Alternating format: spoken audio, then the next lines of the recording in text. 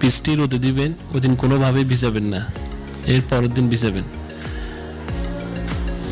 ঠান্ডা জায়গায় একদিন রাখার পর পরবর্তীতে আমরা বীজটিকে পুঁটলি বাঁধবো।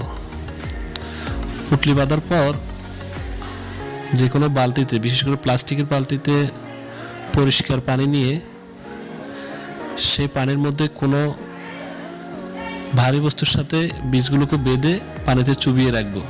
সময়টি হবে 12 থেকে 14 ঘন্টা। 12 থেকে 14 ঘন্টা ভিজার পর বীজটিকে আমরা উঠাবো।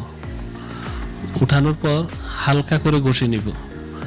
হালকা করে ঘষে নেওয়ার উদ্দেশ্য হচ্ছে বীজের উপরে পাতলা এক ধরনের আবরণ থাকে, যা অনেক সময় জার্মিনেশনের সমস্যা করে।